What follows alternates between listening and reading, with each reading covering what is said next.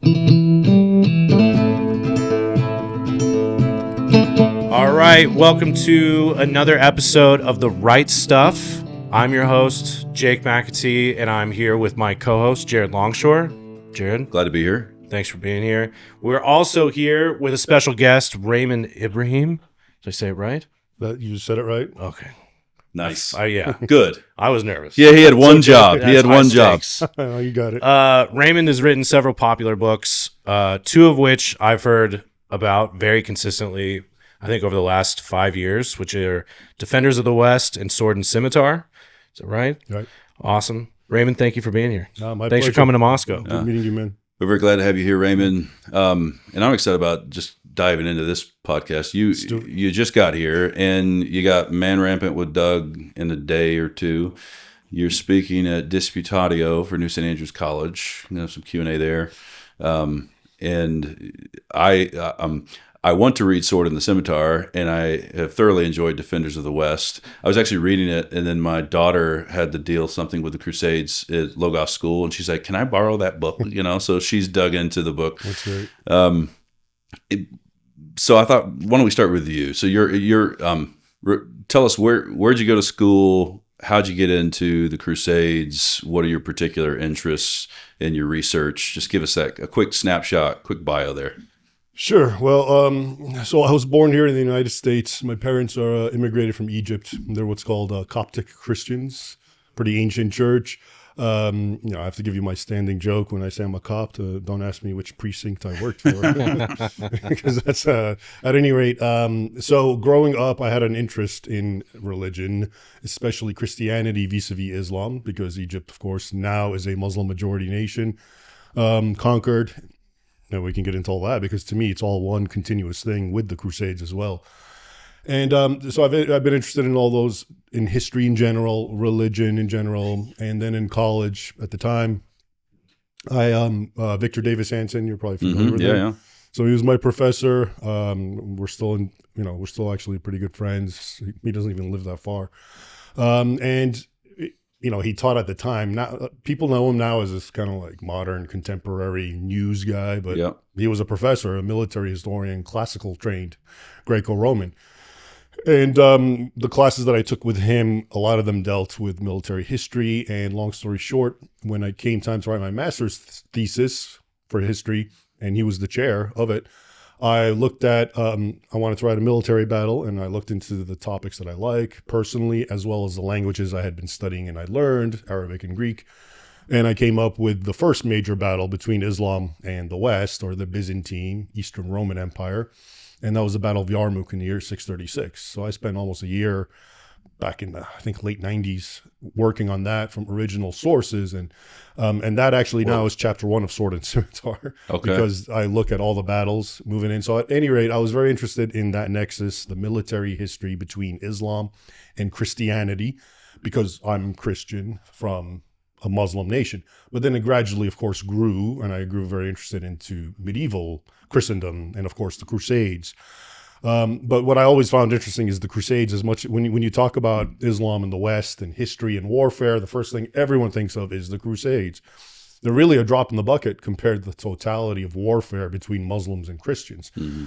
And we can get into why the Crusades are so famous. Hint, because they feature Christians moving towards Muslims, and therefore they look like the aggressors.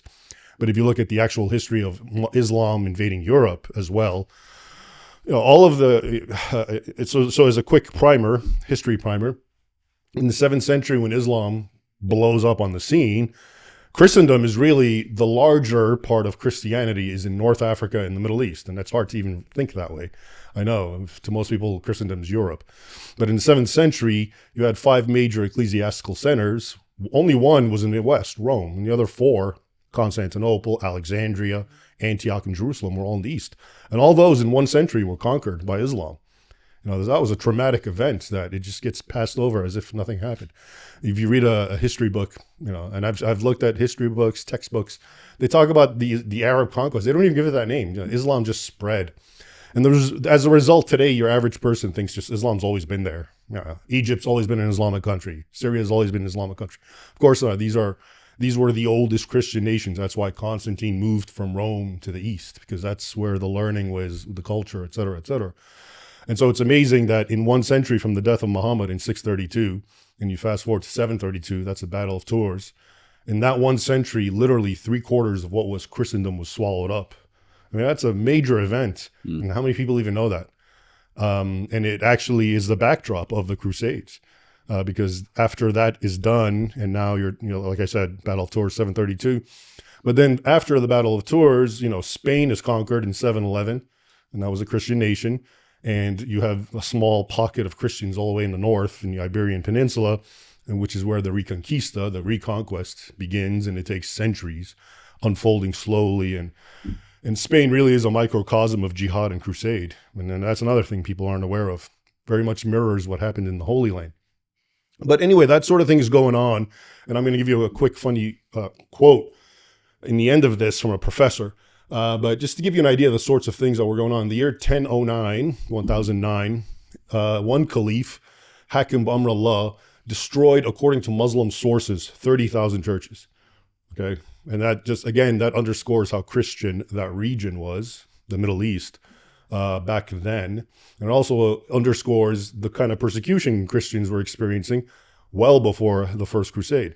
So that was, we can say 30,000 in 1 year. That was pretty spectacular, but that sort of thing had been going on from the very beginning.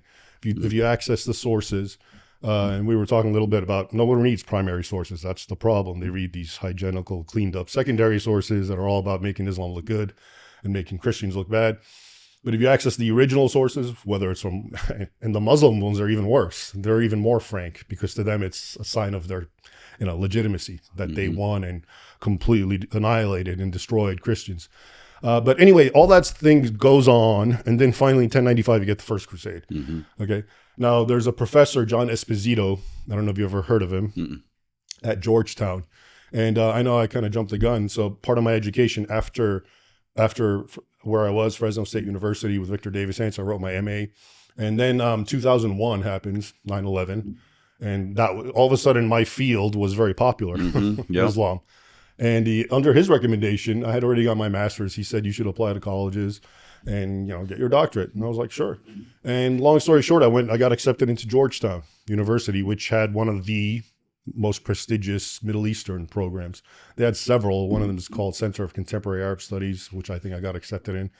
This is old. We're talking like over about 25 years ago or more. And I went there, and anyway, there's a professor there, John Esposito. Now he's written, and I've quoted this so many times that I think I've memorized it. It's a sentence. So keep in mind what I told you about Islam and what it did before the Crusades, from the year, Muhammad dies in 632, jihad goes off, etc. And then the Crusades are in 1095. He wrote 5 centuries. He's discussing that era before the Crusades of peaceful coexistence elapsed before an imperial papal power play led to distrust and centuries-long so-called holy wars from Christians against Muslims. They were all coexist bumper stickers back then for those 500 years. Right. 5 centuries of tearing Christendom apart, seizing 3/4 of its land, destroying tens of thousands of churches, and killing Christians. Is 5 centuries of peaceful coexistence. And this is a famous professor. He's written a lot of books, and at the time especially, and back then in the early 2000s. And if you look at his profile and bio, he talks to a governmental figure, military figures, intelligence about Islam. That's what they're fed. Okay, that anything that ever happened, it all starts with those pesky Christians, ruining it all. And you don't get the true backdrop, which I've barely touched on. The books that I've written, Sword and Scimitar. So Sword and Scimitar. So I was at Georgetown. Then I was at the Library of Congress. I worked there for many years as a linguistic specialist. And that was an awesome job. Yeah, beautiful building. And I just had access to every book you can imagine.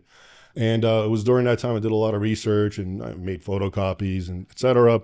But in the end, what came out of it is Sword and Scimitar, which came out in 2018. And it was basically a continuation of my thesis, the Battle of Yarmuk. So that was 636.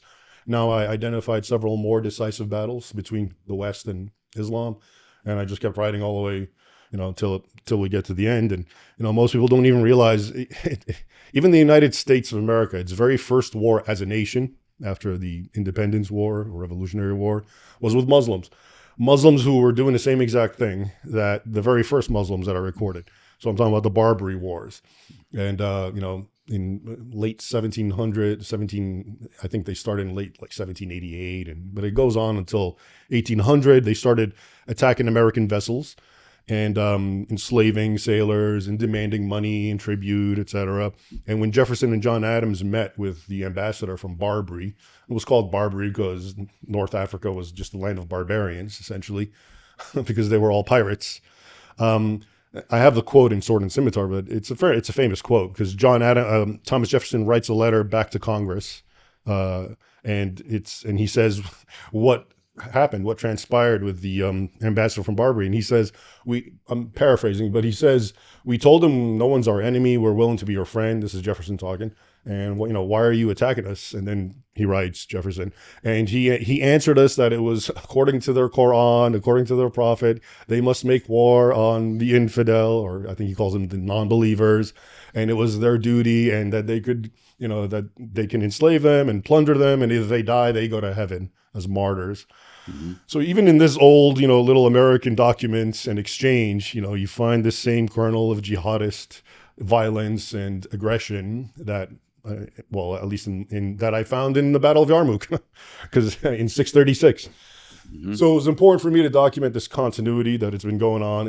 On the one hand, our experts have been telling us that, 5 centuries of peace and until those pesky crusaders ruined it all. On the other hand, all the evidence pointed to that what so-called Islamic terrorists and radicals were doing was actually in perfect step with what their forebears had done on several across time and space and all in different continents and centuries, etc. So from that came that book. And then it was a pretty popular book. And then we were talking about some of the controversies that arose. I was invited to speak at the U.S. Army War College about Sword and Scimitar back in 2019. And I accepted and everything was fine. And then 1 week before it, maybe you've heard of, there's an organization called CARE, Council on American Islamic Relations. And it's basically like a watchdog Muslim group that wants to make sure everyone toes the line, or else it denounces them as Islamophobes, which it did with me. It's done it before. But then it attacked, this prestigious U.S. Army War College and started calling them white supremacists. And I was a white supremacist. And sadly, they buckled, the U.S. Army War College, because this was too much. And they told me, we're just going to postpone it. And this was like a day before I was getting ready to fly out, And anyway, news of that it got out, and a lot of people got angry, and a lot of people, their own, parents started attacking the college, and congressmen came in my support and sent a letter to Trump and various academic institutions also. So it made a lot of noise. And in the end, basically, the U.S. Army War College begged me to come. And for a while, I was like, I was just blowing them off, and they were just, because it made them look so bad. And I finally did in early 2020. And again, CARE started and tried to and called them racist and et cetera. But it went through. I think they compromised by saying, we're going to get one of your guys to come talk after me, to give a different whatever, which is fine. I don't care. That's fine. But I remember when I went there, it was just packed. And they told me it was the second most packed event since a Buzz Aldrin talk, to which I said, thank you, CARE, for all the free publicity. So that was, I've since found there's really a hunger for this topic, and because there's no one who's doing it. And it's just, we hear about fake news all the time, and fake news is dangerous, but we don't hear about the dangers of fake history, which I think are even more dangerous because they're not as ephemeral as fake news. They basically create constructs and paradigms, first premises, and then people go from there. A famous example that seems to be dominant is the only people who ever enslaved anyone were white people. Okay, if the whites never were enslaved, like I think what's her name, some Jasmine Crockett, some congresswoman was saying something to that effect. So if you think that way, and I've seen this black professor, Brittany something, works at or teaches at Rutgers University. Same thing. She basically says, I guess white people are just committed to being evil. But when you listen to her, her whole explanation is no one's ever enslaved anyone except white people have enslaved everyone. Right? So that's fake history. But if you believe that, you can see why it becomes logical that white people are horrible, right? So that sort of thing's been going on a lot in history. Yeah. Okay, I mean, really. And so my expertise, the Islam thing, it's really pretty evident there as well, because the idea is Muslims are, okay, they're the brown non-Christians. They must be the good, innocent guys, not the, crazy medieval, xenophobic Christians. That's the narrative, that everything gets geared to try to make it go that way. But again, like I say, if you look at the sources, Muslim or Christian, you get a completely different story. And I've been rambling on, so I'll stop now. No, that's good. I mean, so I haven't read Sword in the Scimitar, but reading Defenders of the West is clear. I mean, you're citing both Muslim and Christian sources, and so I saw that coming through. Just quickly on Sword in the Scimitar, were you just covering the pre-Crusade history there? Or did you run up into the Crusades in that work as well? No, the Crusades are in it. The Crusades show up halfway through. Okay. The book is ultimately, the book originally, its genesis was going to be decisive battles, okay? And I identified 8. One was the Battle of Yarmuk, 636, and then the last one was the Siege of Vienna, 1683, so a little over a millennium apart. But then as I wrote it, it kept growing because I realized, you need the meat, the backdrop, what's going on. It's not just the warfare, which is interesting. But you need to know what really was going on that led to that. And sometimes I would take, describing decades and centuries of evolvement between Muslim and Christian relations. And so the net result is not only was it a book of military warfare, but it was also a corrective to how we understand what had been happening between Muslims and Christians. Nature of the conflict. And and the Crusades, of course, figure into it probably halfway through the book. And that's why I'm saying they're not, the real Crusades proper are essentially, 1097 till 1291. We're talking less than 2 centuries. But if you look at the actual constant warfare, I mean, how many people know Muslims were going up to Iceland screaming Allah Akbar, right? We don't know that in the 16th century. Or that there was 1.25 million white slaves in Barbary who had been abducted from all around Europe, including, or that right off, there was a little island off England that they had a base there, Muslim pirates, to raid England for slaves and take them, When was this? Lundy. This is, again, the heyday was all 16th century. Okay. Into the 17th century. Yeah. So we're trying to cover like 1,000 years of history here, but it does sound like, it's interesting that your initial work was on the origin. So let's at least start there. I'd like for you to spell out that first battle, like the first conflict that you've studied. Mm-hmm. Just give us some of the details, how many on each side, what's going on with this particular battle. And then, so consider this portion of the podcast pre-Crusade history. All right. Spell it out, like who took first blood, what were they fighting over? Just walk us through that first battle, and then carry it on as far as you'd like. Sure, and that is my thesis, my master's thesis. So it's the first battle in the book is actually the one I'm most expert in, because I really looked in a lot of the original sources in various languages. But the Battle of Yarmuk in the year 636. So this is 2 years after Muhammad dies. And at that point, the tribes of Arabia have essentially been unified under his banner, because up until his death, he was forcing, including by the sword, everyone to come under his rule and become a Muslim. When you think the word Muslim, it was such a political thing at the time. Today we think of it as a religious, spiritual thing, but all it meant is I give up. Muslim means I submit. So when you said that, I'm a Muslim in Arabic, that means I submit to you, Muhammad, and your God, and that was it. And that's all that mattered. Nobody cared the condition of your heart. Okay, or what relationship you have with God. It was just a political statement. I submit to your rule, and I'm going along with it. And so once they all did that, the Arabians, and then he died, and then under the first caliph, or his successor, essentially Abu Bakr, who only lived for 2 years because he was old, they started raiding and moving out from the Arabian Peninsula. And that whole area, as I was mentioning, was Christian. Syria, which is right north. By Greater Syria, I mean all of that, which is encompassing modern-day Israel, Palestine, Lebanon, Jordan, all that region, even more portions of Iraq as well. This is one of the oldest regions of Christendom, and then of course they spill into Egypt. But they have several engagements, but then the big one is in 636 at Yarmuk. The Eastern Roman Emperor Heraclius They use the word Byzantine. I kind of don't like that word because it just divorces, it creates a discontinuity. It was the Roman Empire. And even if you look at the sources, the Arabs call them Romans. Nobody calls them Byzantines, but whatever. Okay, they're Greeks, but they're Romans. So under him, he marshaled a massive force, which was actually bigger, supposedly, than the Muslims. If I recall the numbers, the Muslims are maybe 24,000, and the Eastern Romans or the Christians are closer to 40. But they were made up of mercenaries, and there was some sort of infighting, general, and there were the schisms, the Christian schisms. This is another issue that helped Islam really, exploit the situation.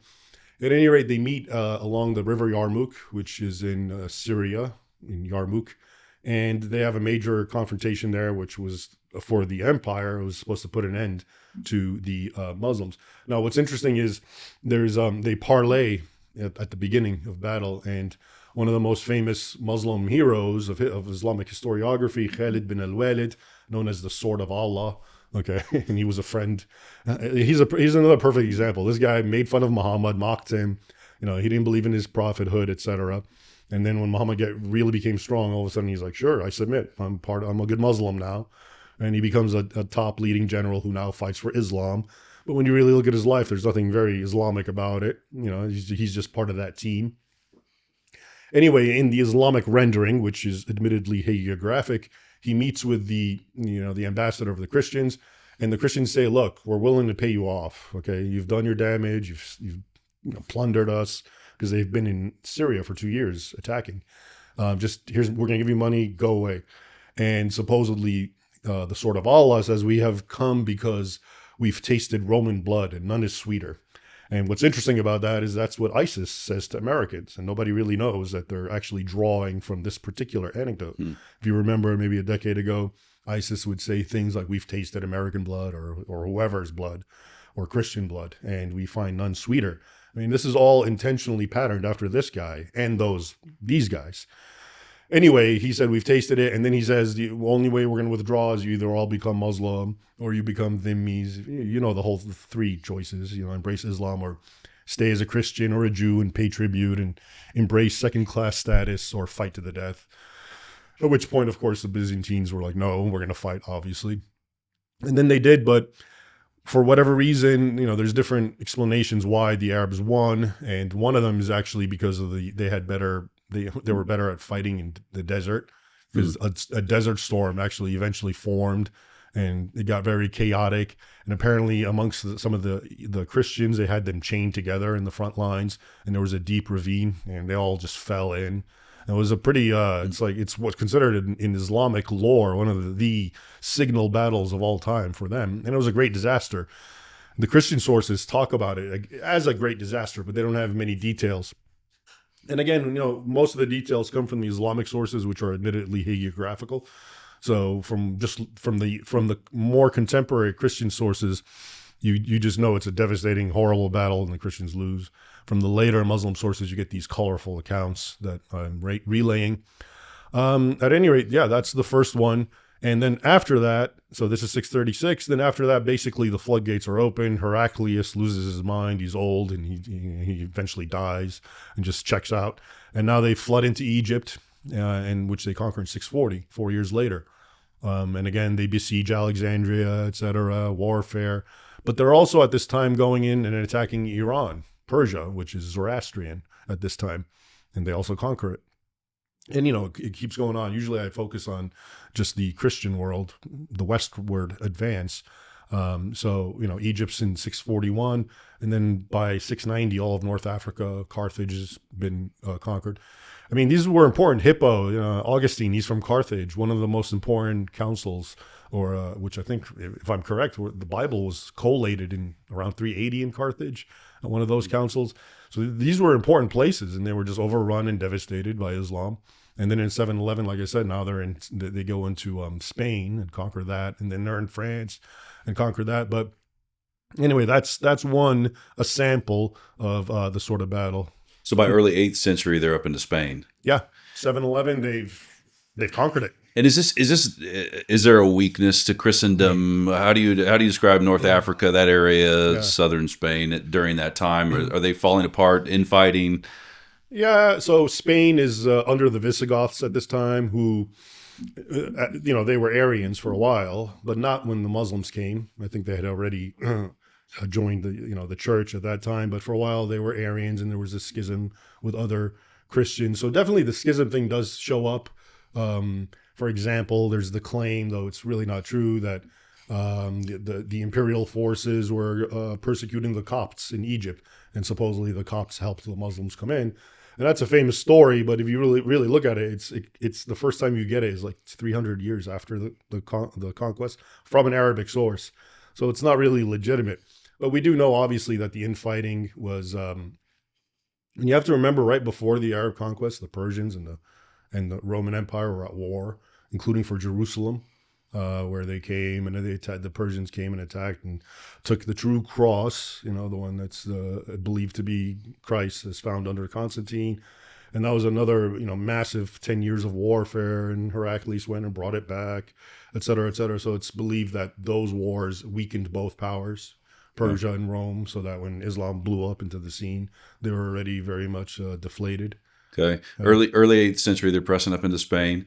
Now, see, walk us through 8th and 9th century. Can we go 200 more years? So, what happens? So in the 8th century, after Spain's taken in 732, Tours, now what you see is an attack on the Mediterranean islands, much lesser known, and a massive frontal assault on Constantinople, because that was one of their number one chief goals, because that was Rome at the time. Yeah. And Muhammad knew it. To him, that's what it's called. It's called Rome. To them, Rome isn't Rome. It's Constantinople. Nova Roma, New Rome. That's how they understood it. And even Muhammad claimed that any Muslim who conquers it will have like even more than 72 virgins or whatever. He's going to get really great rewards. I forget exactly what it was, but it's in the book. And so in 717, in late 600s, actually, they start attacking Constantinople. But Constantinople is very, walls, and they don't have the necessary siege equipment, and it goes on for 4 years, I think between some like 680 to 685. But then a really large one comes in 716 or 717, and this one goes on for a year, and that's actually my second battle. That's my second chapter, the second siege of Constantinople, as it's called, between 717 and 718. And again, we can talk about the battles, and now we're talking about a siege, which is different than a battle, and it goes on for a while. But what I found interesting, what I really wanted to bring out, is the motivations and the ideology behind both sides. So it wasn't just, a lot of people will, when they talk about this, they won't even say Muslims. They'll say, yeah, Arabs and Saracens and Berbers and Moors and Tatars and Turks. And that's all true, those national names. But I like the fact that when I look at it, I find that all these various groups think the same way and say the same thing. Mm-hmm. And they cite the same book, the Quran. Okay, so, and they talk about jihad. So that's why, to me, it's a Muslim conquest, even though they are of whatever national iteration they may be. And which actually leads to another interesting point. So after the siege of Constantinople in 717, and we had the Battle of Tours a little later after that, there's now a shift in the Islamic world. It goes from being Arab, it was an Arab empire, and now you have the rise of the Turks, who originally were slave soldiers that were hauled into the caliphates because they were good fighters, and Islamized and forcibly Islamized, and some of them just didn't care. And their parents would sell them. I mean, it was a very different kind of mentality, obviously, and they became great fighters. And what's interesting about them is it goes to one of my theories about why Islam was so popular with tribal people, because that's who actually embraced it in droves. It was, Arabs, Turks, Mongols, always tribal and pastoral peoples. And the reason is, if you really look at what Muhammad did, Muhammad's genius, if you will, is he took the tribal mores of his particular society, but all tribal societies, let's say in this case, 7th century Arabian society. And, what is tribalism? Tribalism is us against them, and that's all there is to it, right? And, and us is, of course, usually understood as a blood thing, the family against the outsider, right? And you exist simply, you're our enemy by default because you're not us. And it's our right to attack, kill, and plunder you. So what Muhammad did is he basically kept that same framework, but now it was no longer about blood. It was about my religion. It's not religion. It's not about relations. It's about religion. And that's actually in the Quran.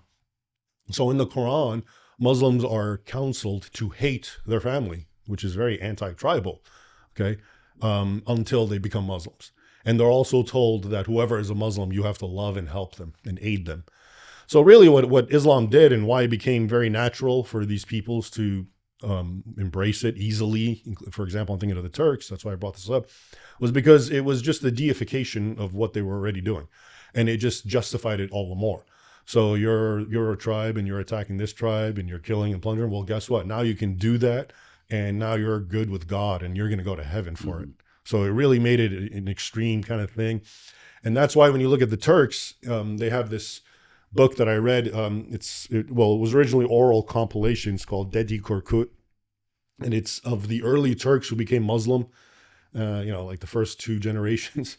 And when you read it, it's funny because there's nothing Islamic about them. They drink fermented wine, and their women are pretty free compared to your typical Muslim woman, and they do all sorts of un-Islamic things. And they don't necessarily pray or etc.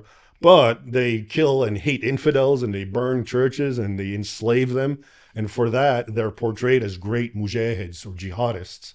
Okay, and it's obvious why did they gravitate towards that religion? Because this is what they were doing. But it went from, now it wasn't just the other tribe. It was anyone who's not my religion. Okay. The kafir, the infidel. So, and this is the same thing with the Mongols, the Tatars, as they were called. A lot of them actually hated Islam.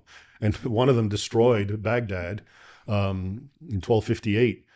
But a lot of them also did convert to Islam, the Golden Horde, which, ravaged Russia and Hungary. This is now in the 13th century. I'm jumping ahead, but it's interesting because they too became Muslim. And there's a cleric who I quote, or his name is Rodrigo, or in the 13th century, who has this whole dissertation about why the Tatars became Muslim. And it's because it was the easier religion. It was what they do. And then he points out, and Christianity was the hard one, because Christianity is trying to temper that tribal mentality, whereas Islam was giving into it. It just was changing names and titles. Okay. Yeah. Okay. All right. So I want to go back to this siege of Constantinople. Okay. Early 700s. Right. What shakes down? So this is a victory for the Christians, and it's one man who actually was a general who rose to the top and became the emperor during the siege, Leo the Isaurian. Leo III, who was an iconoclast, actually. He's known as the iconoclastic. That's what he's famous for. But for our purposes, he's the one that actually saved Constantinople. So it goes on for a year. Very graphic, typical siege. The Muslims are portrayed as eating dead bodies and feces, and their generals are forcing them to stay in the winter, etc. And, Greek fire comes into play. And of course, Constantinople, the walls, they're very cyclopean, but, eventually was taken when gunpowder came about. So you can only imagine in the 8th century what could you do? So they couldn't. And then, like I said, even before that, there was a 4-year siege that they couldn't really prevail. But it went on. And again, what's also notable about Constantinople in this time frame is it becomes for Muslims, the sort of paragon and Christian enemy, because this is before the Crusaders. Okay, so the true enemy is the Roman. Okay, they didn't even say Constantinople, the Roman, and also the women that we want to enslave are the Romans. And I have a lot of rather lurid descriptions from Muslim sources about how they want the women from there, and how they sort of fantasize about them, all this sort of sadomasochistic stuff. It's really bizarre, and I only bring it up, and I actually only brought it up in the book because, again, I'm very interested in tracing continuities. And if you know what's happening in Europe with Muslims, and it's kind of like it's right there. And it actually goes back again to Muhammad, who in one battle preceding all this, before he died, the Battle of Tabuk, as it's called, in 630, 6 years before Yarmuk, it's supposed to be against the Eastern Roman Empire, and he tries to cajole his men by saying, don't you want to imprison in Arabic it's called Benul Asfar, the women of yellow, which either means light hair or pale skin or something like that.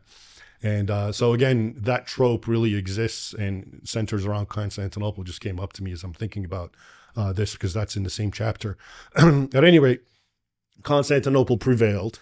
They just won. The details are in the book.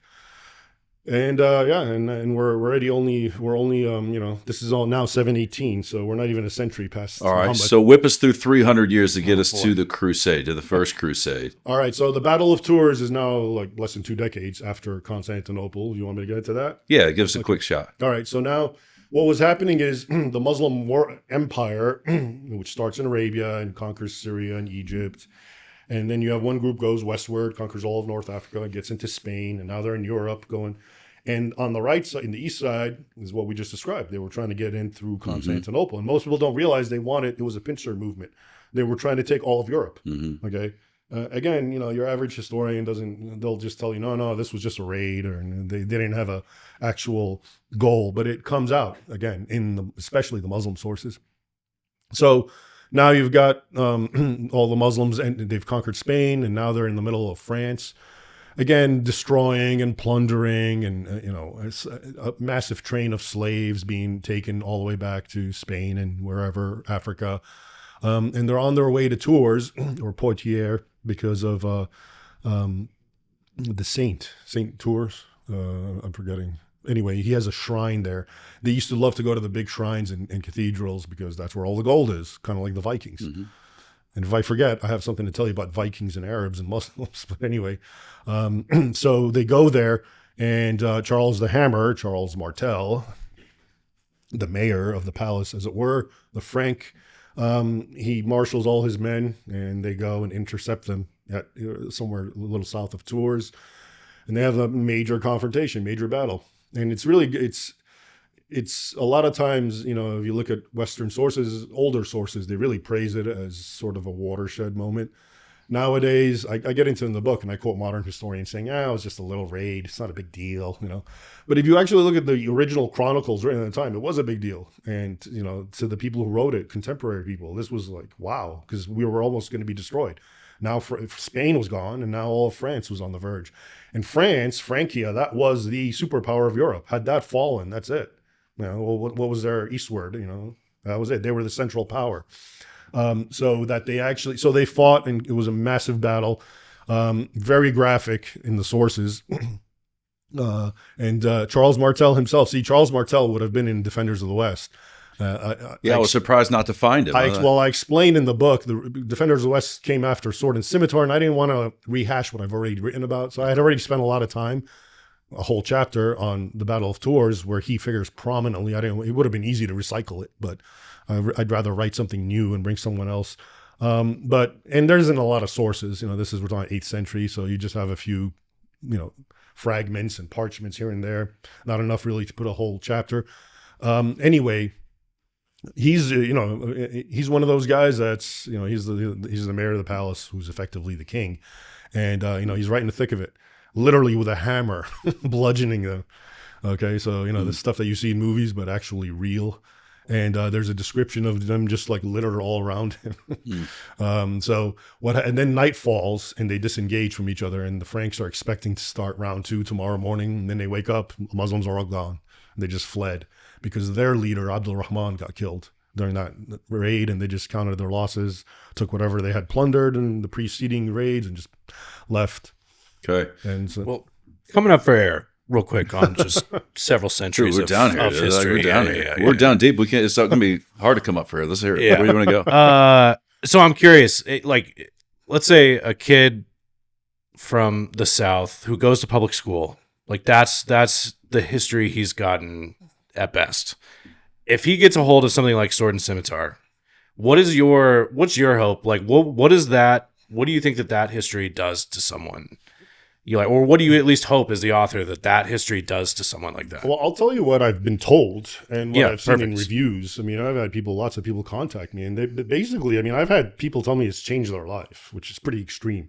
Okay. But what they're really saying is, it's kind of like you've been taught X, Y, and Z, and then now you found it's A, B, and C. Right. It's like night and day. I think that's what it is. It's just like a real shock for people, how I was taught so many, and to realize that you could be lied to with such impunity by the authorities, no less. And then you find out Right. And that's why, if you notice in Sword and Scimitar, I knew what was going to happen. So I went out of my way to cover my back with copious endnotes and references and citations, because I knew people were going to be like, where'd you get this from? I'll say, like, at the end of Defenders of the West, in the conclusion, you quote Angela Merkel, I think, in Germany, that sort of praises the idea that eventually Germany will no longer be German. German. Yeah. It's going to be overrun by Muslims. Yeah. And then she says, and that's a good thing to all you right wingers. And that's, yeah. And I after Defenders of the West, chapter after chapter after chapter, it's a really chilling end. And it makes me think, what have the people who have been giving us the other history, like, softening us up for, or, and it's no, it's you have, what happens is you have some diabolical minds, okay, which may be even in very high places, right? And they're very few, and then they set something going, and then you get the masses who propagate it, who don't know what they're talking about. Right. So the vast majority of historians who would argue with me, or who would not like what I'm saying, it's not because they have an evil agenda. It's just, they're not as well educated, and they have actually done their homework. And what they've done is they went to college and they read the books they're supposed to read, the secondary histories, and they parroted their professors, and they said all the right things. And now they're part of the problem. They're propagating the false narrative that they learned. Okay. But they're not, I don't believe it's intentional, but I do believe that the ultimate source behind all this is intentional, and it is to soften you up or something. Right. Okay. The idea, one of the things that I'm going to veer off, but this is a little important, is that I've found is there is a real fear out there amongst the opposing forces that you can be a Christian all you want, as long as you're a part of the doormat variety. That's what I call it, doormat Christianity, which means your Christianity begins and ends with turning the other cheek and being tolerant. Okay. But if you become one of these guys, these defenders of the West, or a Christian who actually wants to stand up for what you believe is right, or what God has said is right, that is a problem. I think in many ways, I find that to be the scariest thing to the so-called secularists, because it's actually, and this is what I've also found, that people, when they read this, it speaks to them. This is what they want. They didn't know this is possible. That, they thought if I want to be a masculine tough guy, I have to be like a maybe pagan Viking or something like that. But to be a masculine Christian, I think that's very attractive to a lot of people. And I think it's being intentionally suppressed. You can't be that. That is horrible. And I believe that's how the Crusaders, that's the origin of how they became so demonized. You can't have these masculine Christians who stand up and are willing to sacrifice themselves for, what is good and right. Yeah, this makes me, when it comes to application of the vibes at the moment, everything about Defenders of the West is like pushing in the right direction. We do need to recover Christendom. We need to recover a political theology that is distinctly Christian. You have the whole kind of just war conversation in the background of all of this. So a manly Christian virtue, all of that is great. I wonder, like, if you've studied all these kind of different battles, you got different men portrayed in the book. Where do you look and go, all right, this guy made the wrong move. Here's a guy that's on my team, but here's a lesson to learn. Like for the young guys coming up, you need to be strong, you need to be courageous, you need to defend your people, you need to lay your life down. This guy, we can acknowledge errors on our own team. So interesting. I mean, we jumped to Vlad. We go super far with Vlad the Impaler. Either you could go there, or any of the examples where you'd say, I think this is where Christendom was being wrongly motivated. Do you have a critique? Your question, though, just so I understand, you're asking, did they do something wrong strategically, or do you mean, okay, this guy stopped being a Christian in his behavior? Yeah. Is it a role of indulgences? Right. Is it press on something where you go, as you're studying this? Martel seems so interesting because I remember once there was a situation between the South and the North and the war between the states. And somebody asked, someone from the North hollered, hey, Johnny Reb, why do you fight? And he said, because y'all down here, right? All right. So a Martel can say that, why do you fight? Well, because you're invading my land. And so that's a clear example of, I say, hey, good move. But where was the error? Where an error or two that you point to on our Christian side and say, watch out for this kind of thing as you're seeking this manly virtue? Yeah, that's a good question. It's really open ended. I mean, we can veer off into a lot of areas here. I mean, I don't think you want to get into the whole like, okay, well, were indulgences right or wrong? And I personally don't think they were right. So but that's not kind of not. It's not neither here nor there because we just want them to fight. So to finish off, for example, the Crusaders. Why did they go to war? And you mentioned Charles Martel. You're in my home, right? He has a good reason. Why are you guys going to the Middle East? So I was telling you of all the persecution that happened to Christians, but right up and before the First Crusade, so right around one of the battles actually in sort of Scimitar is the Battle of Manzikert in 1071. So we're talking about a little over 2 decades. And this is when the Turks essentially annihilate Anatolia or Asia Minor. And again, the sources are just so graphic. Literally tens of thousands, if not hundreds of thousands of Christians, Armenians, Greeks are being slaughtered, and even more are being enslaved. Okay. And that's exactly what the emperor at the time, Alexius, reached out and contacted the Pope as well as various other noblemen. One of his friends is Robert of Flanders. And we have their letters. And so when you look at what Pope Urban actually preached in the Council of Clermont in 1095, there's various versions, but one of the ones I like comes from Robert the Monk. And it's just a long category list of what Muslims were doing to Christians, which is disemboweling them, raping the women on the altar, just destroying every church, spitting on, the Eucharist, everything that you can imagine that would make any Christian of that time bristle. And they were doing the same thing to European Christians who were pilgrimaging to Jerusalem. Okay. And I have a lot of, again, very graphic descriptions of what they, one nun was gang raped in public with the cross, really. So when Pope Urban and, Peter the Hermit and all these fellows started recounting all this, that was what motivated the Christians. That's what Deus Vult comes from. It was a matter of we won't have heathens do this to our people and our religion and our churches. That was it. So even, I only bring this because you mentioned Charles Martel, I'm defending my land.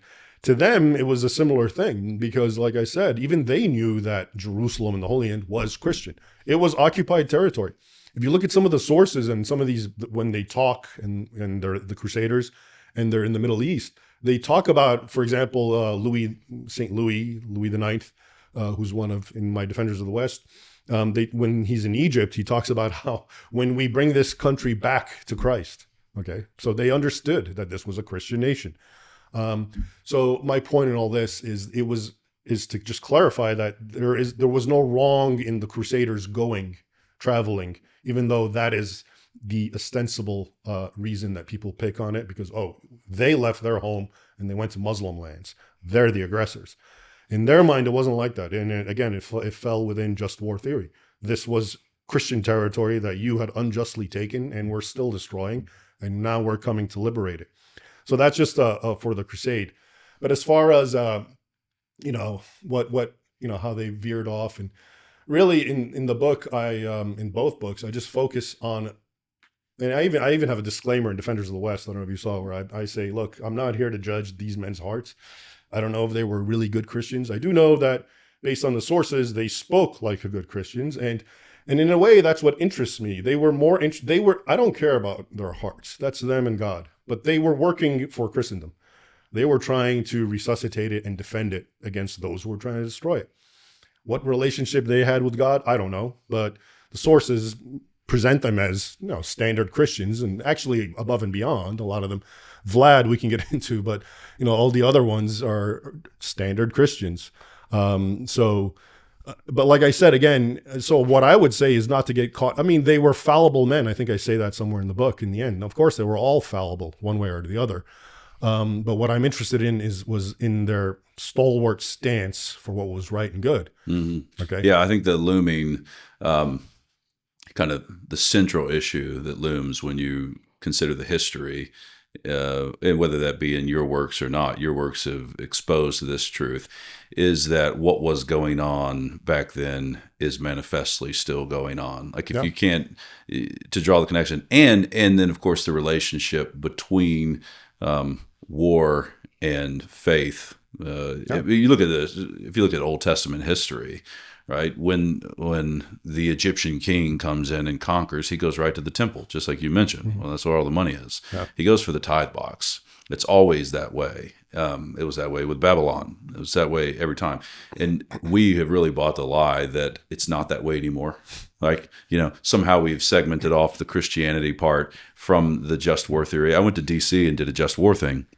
And what dawned on me that was so clear. You spoke on just war. I spoke on just war. You didn't do a just war. I did a just like war. Like a war or like war thing. I don't know. There's some things that are off the books. Yeah. They called me into a few meetings, and I had to. But in studying, it became very clear that if you're going to go with pure reason, pure rational principles for going to war and try to delineate them, it just doesn't work. Like, it doesn't work. It's like, we're protecting the lives of our people and the livelihood of our people. Well, I mean, it's a standard by which you could enter into 1,000 wars. At the end of the day, it is deeply religious, as you mentioned, with all these different peoples, but they were united by the same religion. Mm-hmm. They were united by the same book. And we are still playing around today as if that's not the case, when it absolutely is. Yep. You're going to have a Christianity and a Christendom unite you, or you're going to be fragmented. And the idea that it's going to be pure economy and, fishing rights in the South China Sea that really determines whether our allegiance is, that's not true. And so I think that's a huge point that your book opens up. And that's one reason I just wanted to wade through the history with you, because as you hear the stories, you realize, it's still this way. Old Testament Crusades today. It's the continuity that I always even when I was college, it's the most thing that caught my eye. So I was immersed in history with the Victor Davis Hanson days, and I was writing my Battle of Yarmuk, and I didn't know anything about the news. And then 9/11 happened, and Osama bin Laden and all that, and then I started reading that. And that's when I was like, wait a minute, this guy's talking like the guy that I was just translating. Yeah. You know what I mean? And that shouldn't be, because this is the 21st century, or whatever it was in 2000. Yeah, okay, 21st century. And so that's that was the first thing with me, when we're talking now 24 years ago, that got my eyes open to kind of like, I went from where I was studying history, and, I was like everyone else. History is what they did back then. That's how they thought back then. And then I always see this guy, and he's talking just like those guys, even though we're not. Okay, the West doesn't talk that way, but he still was. And the deeper I started, and so my first book actually at the Library of Congress was called The Al Qaeda Reader, and came out in 2007, and that was just a translation that I did of Osama bin Laden and Ayman Zawahiri. I found all their writings when I was at the Library of Congress that had never been published. So that was my first book. And as I was translating it, that's when I started realizing, like, man, these guys are talking about the same stuff I've been studying, but they're living it. To them, this is like now, this hasn't ended. And you're right. And it's not even just Muslims. Almost every other people have this sort of living kind of continuity with their own heritage, except the West, where you have this complete break, which has led to all this just confusion with everything. Yep. Well, man, we probably have worn out Raymond, and we only covered, we got the first conflict between Christendom and the Mohammedans, right. And we covered a couple hundred years, maybe 8th century, but that just means we have to have Raymond back on another time to get us all the way to the First Crusade. Last question. Christendom, secularism, the Muslims. Who wins in we want to establish this. In the next 50 years. You don't mean a three-way fight, is that what you're saying? Or just those three lanes, like between those three people in the next 50 years. Oh, okay. Who do you think wins? Secularism is done. It's just a matter of time. It's just living on borrowed time from all the good stuff its Christian forebears had created, over centuries, and it's squandering it, and it's just on borrowed time. I think secularism is just completely finished. So do you see the next 50 years as between the... Yeah, if Christendom can make the necessary comeback, which I hope it does. Okay, well, there you have it. There's all the motivation you need. Yeah. Thanks, Raymond. This has been great. My pleasure. Strongly encourage folks to pick up that Defenders of the West, encouraging, fun read. And I would like we got to zoom you in to get more of the history. So this is great. Awesome. Thanks, Raymond. Yeah, thanks. Thank you, everybody.